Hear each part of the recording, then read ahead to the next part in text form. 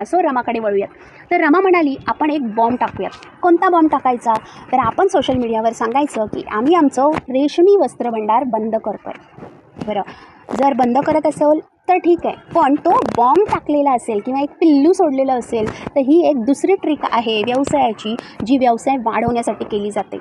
मग सगळ्यांना सांगायचं वस्त्रभंडार बंद होणार आहे. रेशमी वस्त्र आता तुम्हाला ज्या कमी किमतीत मिळतात बाजारभावापेक्षा त्या मिळणार नाही आहेत, तर संधीचं सोनं करून घ्या. काही दिवस आपल्याकडे आणखीन कमी किमतीमध्ये आपण काय करणार आहोत, वस्त्रभंडारातले जे आपले रेशमी वस्त्र आहेत ते आपल्याला संपवायचे आहेत, तर आपण जितके कमी किमतीमध्ये देता येईल तेवढे देणार आहोत. आता मला एक सांगा, तुम्हाला एखादी वस्तू 100 रुपयाला मिळते आणि तीच वस्तू जर का काही दिवसांनी तुम्हाला 80 रुपयाला मिळायला लागली तर तुम्ही घेणार नाही आहे का? 1 सोडून 2 घ्याल, 2 सोडून 4 घ्याल का? कारण चला आज नाही तर मला उद्या कुठल्या फंक्शनला, कुठल्या सणावाराला, कुणाला द्यायला घ्यायला मला ती बरी पडेल आणि माझे पैसेसुद्धा वाचतील. पण ही असते व्यवसायामध्ये वापरली गेलेली ट्रिक.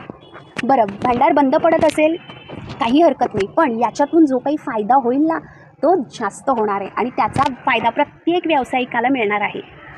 तर ही असते अशा पद्धतीची ट्रिक जी त्या बहिणींनी वापरलेली आहे.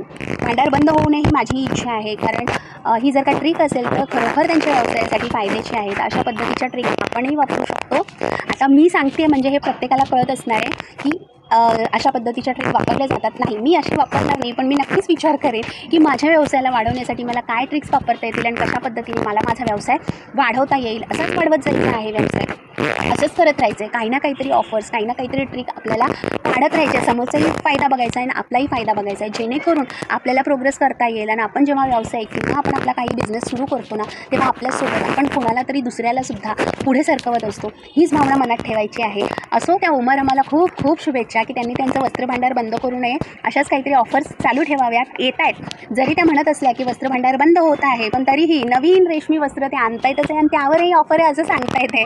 आणि बायका अगदी तुटून पडत आहेत, कारण उद्या जर का बंद झालं तर एवढ्या कमी किमतीमध्ये आपल्याला हे रेशमी वस्त्र मिळणार आहे का? नाही ना. झाला ना दोघांचाही फायदा. असाच फायदा करायचा असतो, असानेच व्यवसाय वाढतो. आणि व्यवसाय करण्याची हीच खरी पद्धत, ही ट्रिक असते जी वापरायची असते. जर तुम्हाला कळलं असेल मी कोणाबद्दल बोलते आहे तर मेसेजमध्ये मला कमेंटमध्ये नक्कीच सांगा. आणि माझा हा व्हिडिओ तुम्हाला आवडला असेल, ही गोष्ट तुम्हाला आवडली असेल ना, तर माझ्या व्हिडिओला एक लाईक करा. जर कोणाला शेअर करायचं असेल, कोणाला म्हणजे समजून जा, कोणाला शेअर करायचं असेल तर शेअरही करा, जेणेकरून त्यांनासुद्धा या बिझनेसची ट्रिक कशा वापरता येऊ शकतात हे कळेल. आपण पुन्हा भेटूयाच. तोपर्यंत रामकृष्ण हरी.